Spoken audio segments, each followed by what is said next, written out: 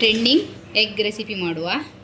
ಅದಕ್ಕೆ ಇಷ್ಟು ಕೊತ್ತಂಬರಿ ಸೊಪ್ಪು, 2 ಲಿಂಬೆಹಣ್ಣು, 4 ಹಸಿಮೆಣಸು, ಸ್ವಲ್ಪ ಒಗ್ಗರಣೆ ಸೊಪ್ಪು, ಒಂದು ದೊಡ್ಡ ಗಾತ್ರದ ಈರುಳ್ಳಿ. ಇದನ್ನೆಲ್ಲ ನಾವು ಮಿಕ್ಸಿ ಜಾರಿಗೆ ಹಾಕಿ ಪೇಸ್ಟ್ ಮಾಡ್ಕೊಂಡು ಬರುವ.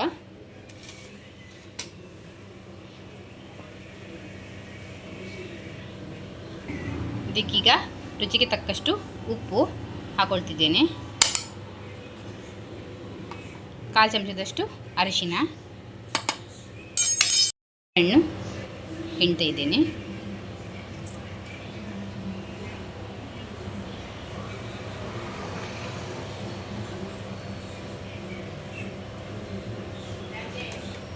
ಇವಾಗ ಇದನ್ನೆಲ್ಲ ಪೇಸ್ಟ್ ಮಾಡ್ಕೊಂಡು ಬರುವ. ಸರಿಯಾಗಿ ರುಬ್ಕೊಂಡಿದ್ದೇನೆ ನಾನೀಗ. ಇದನ್ನು ಮೊಟ್ಟೆ ಬೇಯಿಸಿ ಅದರ ಮಧ್ಯದಲ್ಲಿ ನಾವು ಹಾಕಬೇಕು. ಕಟ್ ಮಾಡಿ ಇದನ್ನು ಹೀಗೆ ಇದರೊಳಗೆ ಹಾಕಿ ಸ್ಟಫ್ ಮಾಡಬೇಕು. ಎಲ್ಲ ಮೊಟ್ಟೆಗೂ ಹೀಗೆ ಹಾಕುವ.